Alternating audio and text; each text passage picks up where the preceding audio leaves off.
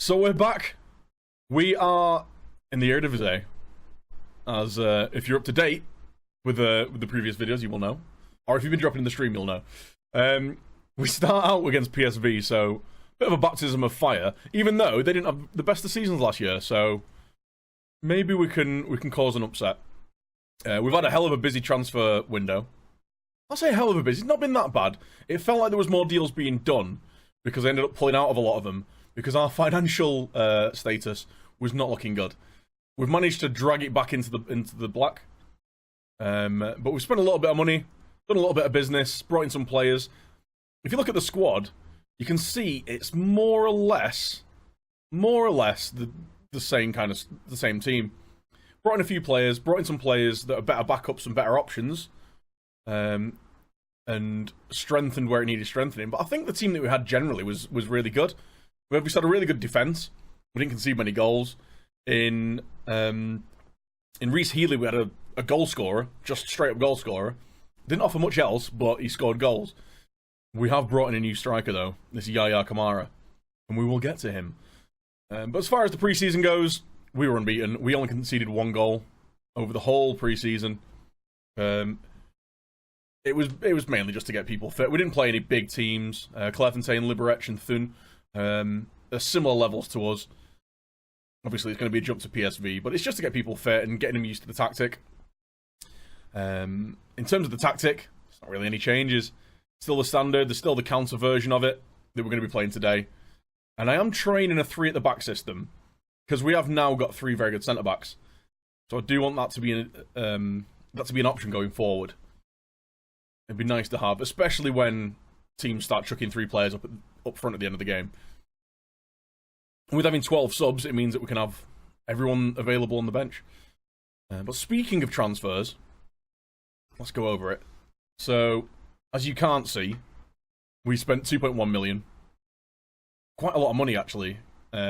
All of our transfer budget, we just blew all of it. I've not saved any of it for the January. I thought we need to get away to a solid start. We let a lot of players go as well.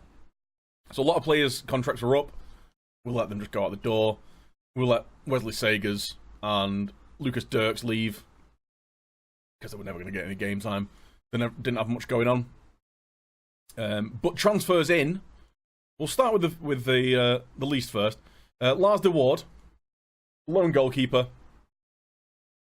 Just with the hip injury to Velfeisen, I wanted a non-terrible backup goalkeeper. Now, he's not amazing, but he's better than the youth options that we've got.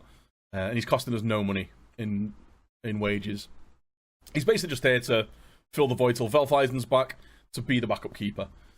So he's not a bad little signing on a loan. We brought in Rudi Janssen. Now, this guy was a surprise. We got him for free. He moved from Young Ajax to Helmond Sport for 17.75 thousand. But they didn't sign him up on a full-time contract. He was on an amateur contract. So we were able to offer him a contract and pick him up on a free. He's a 4-star potential player. I mean, Jan de Hoon, who's our ridiculously talented head of youth development, really rates him. He thinks he's a 5-star player. We just need to get him some game time. He's professional, he's brave, he's improving. I reckon if we give him some game time, he'll do really well. So yeah, free signing for that. I was on the lookout for a new left back. He just ticks all the boxes, and with him being free, perfect. Next up, Cherubin Mbala for the heady heights of £39,000. Solid little 22-year-old centre back. 3.5-star potential, 4-star if you listen to Jan de Hoon. He's our 5th best centre back, but he's young, he's got tons of potential, and stats in the right areas. You know what I'm like with stats in the right areas. Tackling, marking, heading, he's got good bravery. His mentals aren't terrible. He's not particularly quick, but he's quite strong and he's not bad in the air. So he'll do as a 3rd, 4th choice striker. Centre back. So got desperate times if we're playing him up front. Next signing, I think, is a bit of a steal at 150 grand. Luca Parodi. Valued at 200k. Just a really solid right-sided player. He's going to be playing at right back, but might be deployed as a right wing back. in our 5 at the back formation, 3 at the back formation, whichever way you want to look at it. But solid all round. Tackling's a little bit low, but the amount of stats that are just 11, 12, 13, good determination. He had a really good pre-season, getting a 7.84 from right back with a couple of assists. I think he's just an improvement at right back over what we had was where we were shoehorning a centre back into the right wing back position. And whilst it worked, I don't think it's going to fly in this league. So yeah, Brody comes in, really solid signing. Then next up is Glenn Middleton from Norwich, young 21-year-old Scottish winger. He'll be what, 15, 16 at the start of the game. No outstanding attributes. He's fairly determined. And fairly determined personality. Left-footed. Can play on the left. We're training him to play on the right because we do use inside forwards. He's got a bit of a turn of pace. He's fairly strong. Decent technique, dribbling. His finishing's not terrible. First touch. Do bear in mind the level that we're coming from is the second division in Holland. So the Jupiler League. He'd have been a star last year. Hopefully you can see some of this potential. Again, 5-star rating from Jan de Hoon. He really likes him. He's going to be getting a lot of game time rotating in. We've got 3 first choice wingers now, so he's going to be getting a lot of game time. Next up, we brought in Corey Jordan, the third centre back. He's probably our best centre back at the minute, but just while he's being bedded in, just while he's getting used to the league and the language and all that kind of stuff, he's going to be our third choice. Really solid all around. His tackling's a little weak, so we are going to work him on that actually. Tackling, get him working on the tackling, but everything else is pretty solid. He's fairly quick, strong, decent in the air, got good mentals all around. Again, Jan de Hoon reckons he's a 4.5-star player. When we signed him, our scouts thought he might not like big matches, but that seems to have disappeared. So I think we've picked up an absolute bargain. Valued at 650,000 already. Picked him up for 400k. Job's a good one. Now the final piece. As I was saying before, we had a really pretty prolific striker actually in Reece Healy. Scored 4 goals in the promotion second leg. 12 in 18 games. Not a bad return by anyone's money. That's 2 in 3. And a 7.0 rating. Granted, it was the league below, and he might be found out just for his lack of kind of technique and first touch, and he's not that quick in this league. But if nothing else, I think he's a really solid backup striker. So I spent £1 million. I broke our transfer fee because we found this kid at ASEC, Yaya Kamara. Now, it's £1 million. He's already valued at 600k. He's got a buyout clause of 5 million for the Champions League teams. So we've tied him down. ASEC. He got 16 in 20, 18 in 34 the year before that. Bearing in mind he's 16, 17, 17, 18 there. He's come into our team. He's just turned 19. He's pretty quick. He's not rapid, but he's quick. He's strong. He's got really good natural fitness. Good technique, great finishing, good decisions. His composure, anticipation, aggression, determination, flair. We need to work on his off the ball a little bit, which is what we're doing. Just so we can get into those positions a little bit better. Actually, I think I'm going to train him. No, we'll keep him on advance forward. But he's had a really prolific pre-season. 3 games, 3 goals, 2 assists. He's also got 5 in 3 in the African Youth Cup.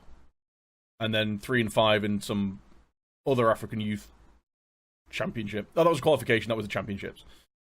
So really solid little player. Really like the look of this guy. Hopefully, he can bag us 20 goals this year and keep us up. But like I say, he's got a little bit more about him in terms of the hold-up play. He's a bit stronger. He's not as good on the ball, but I think he might offer a little bit more in terms of creativity. But other than that, it's the same. Sam Lucas has been training well. Still not got his reflexes up. We really need him to do that. But yeah, like as I say, the team is pretty much the same.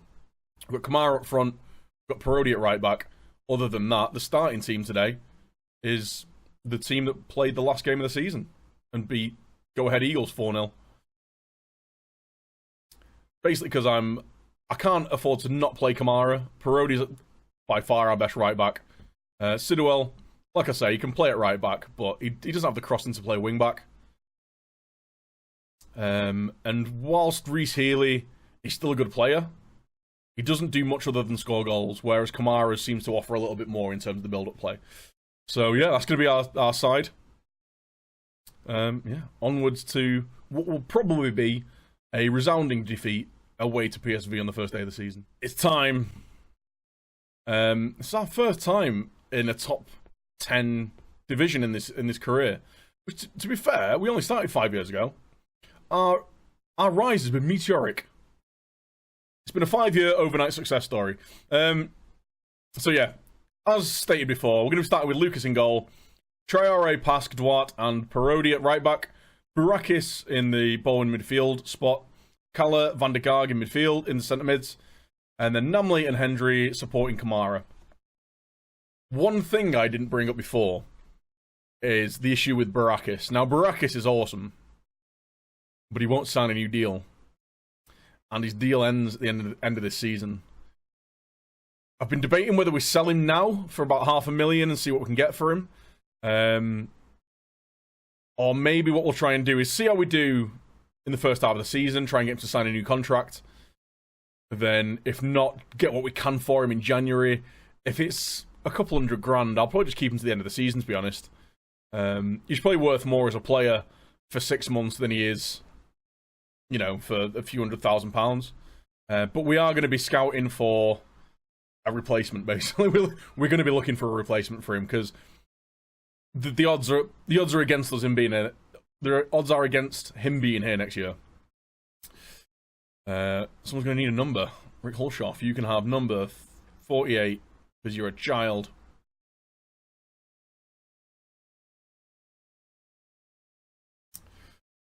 Oh god, I'm a little bit nervous. I'll be honest. I'll go for a close loss. I'd go for a close loss. Hector Moreno, Zoe, Toonstra, Dabur. He's quite good, isn't he? I shouldn't have looked at him. Bugger. Calm. Go there and enjoy it. Let's go there and have some fun. Enjoy yourself. There we go. The morale's good anyway.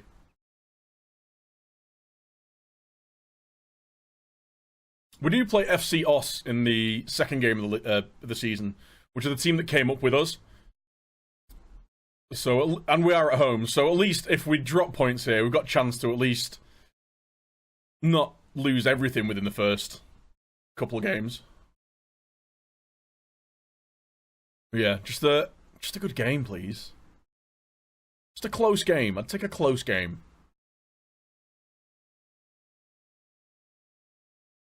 Right. Not a lot happening. They are unsurprisingly dominating the game. We've not even had a shot on target. We've had one long shot. Now the question is, do we come out second half and take the game to them? A little bit. We're going to do it. We're just going to switch up to our standard tactic. All we're going to do.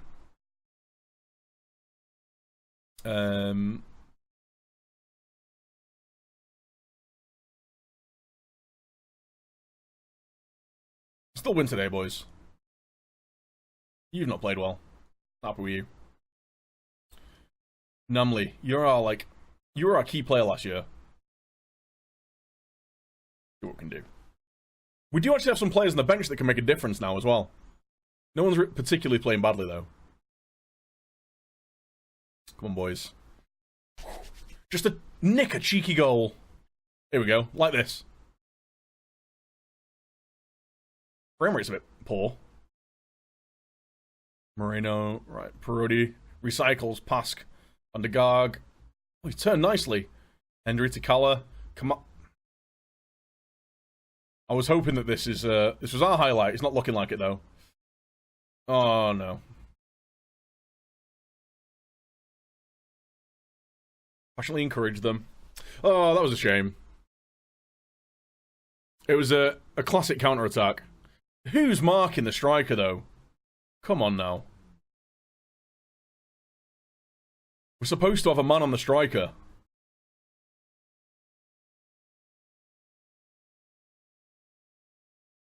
Okay. Right, there's not a lot happening here. What can we change? What can we change up? We're gonna switch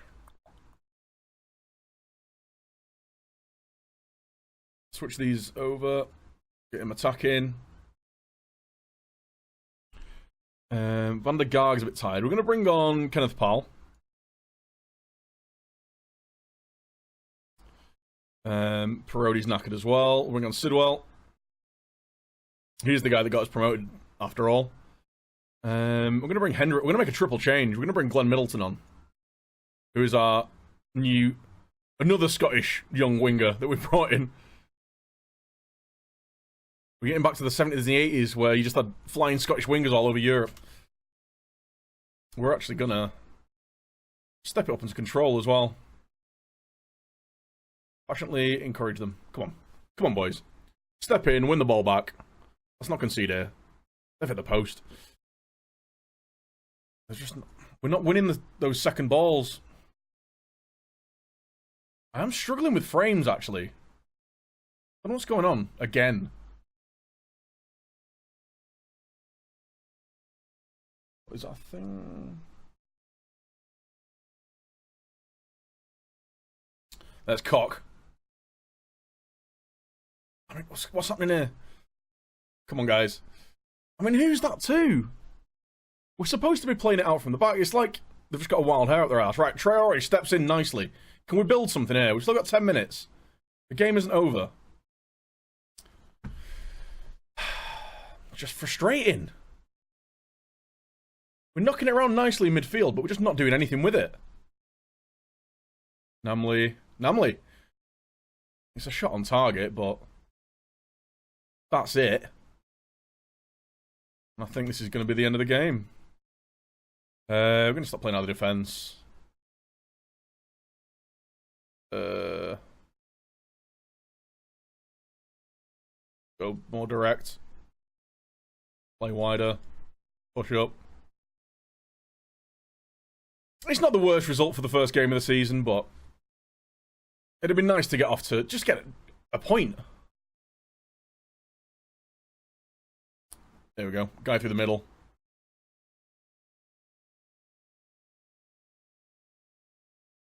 It's not been ideal. It's not been an ideal game. There we go. See, that was the perfect example there. Header down. And no one's closing the ball down. It just drops to Corellis. There's 3 players around him, and then before you know it, he's come out the other side and beat 3 men.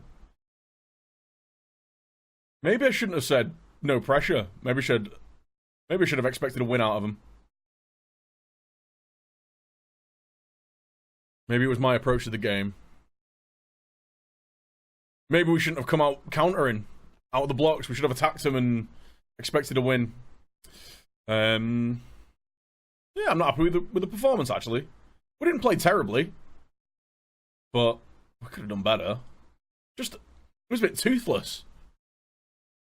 Well, we're gonna need to do better than that. Hopefully, we can get a little bit of form together. Keep ourselves away from the relegation zone. If nothing else, if for no other reason, just so we can get Baracus to sign a new contract. That's the only reason now. The only thing I want to do this season is get him a contract so we don't throw away potentially millions of pounds worth of player. Because he's worth a few million at least. But yeah, as far as things go, we're playing Os, then NEC, Edio Den Haag, Venlo, who are a really solid team. I mean, there's a nice disparity in terms of, I say nice in that there's a lot of teams that I think are around our quality level, and then you've got teams that are a significant jump. There's a disparity between top and bottom, and hopefully we can pick up points mostly against those bottom sides. But I guess we'll see how it goes. If we can avoid a relegation scrap, I'll be happy. Yeah. Onwards and upwards, hopefully. It's decision time. What do we do? Fenerbahce are coming in for Barakis. Now, he is a very good player, but we cannot get him to sign a new contract.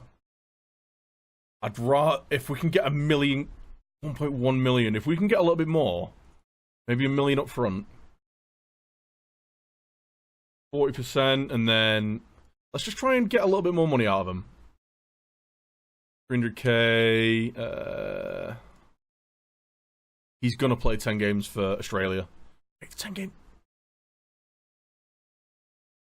When he plays 20 games, I'll let you give me 250k, and then get rid of those.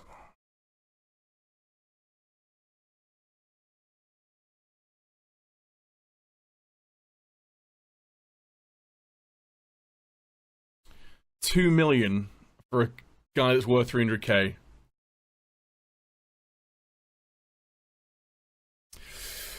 Oh, okay.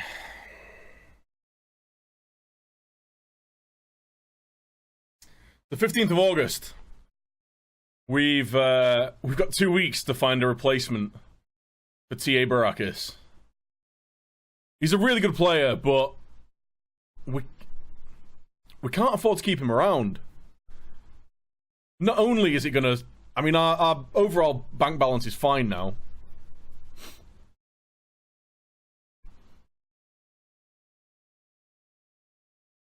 But his contract's up at the end of the season and he doesn't want to sign a new one. I think we've got to do it. And it's not... You know what? It's not like he set the world on fire last year. He was decent. We signed him for 1.8k.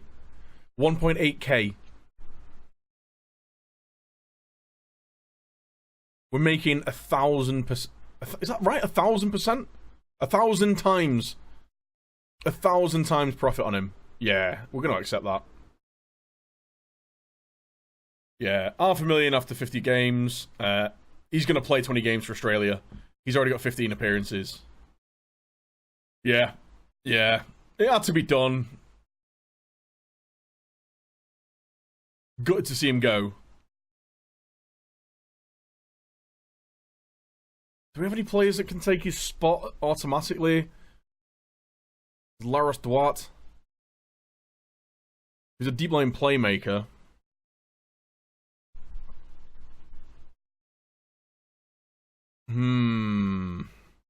But that ball in the midfielder there really just shields the back four. We can try Duarte. Right. Scouts! Scouts! Emergency meeting! Hey guys, as always, thanks for checking out the latest installment of the Viking Voyage. If you're new, don't forget to subscribe. If you've enjoyed the video, don't forget to like and leave a comment down below. If you haven't enjoyed it for any reason, then do just let me know why. Again, in the comment section. I'd just like to take a minute to say a massive thank you to all the supporters on YouTube and Twitch, whether that be subscribers, tippers, or just everyone coming to watch. Without your support, I couldn't do this, and I really do mean that. Thank you so much. If you'd like to tune in to see the Viking Voyage unfold live, you can do so on the Twitch channel. The link is just below the video. We're live most weekdays from around 7 PM GMT, so it'd be great to see you drop in. Also, don't forget to follow on Twitter, as well as join up on the Discord channel. Again, links are just down below. Thanks again once again, guys, and I'll see you all next time.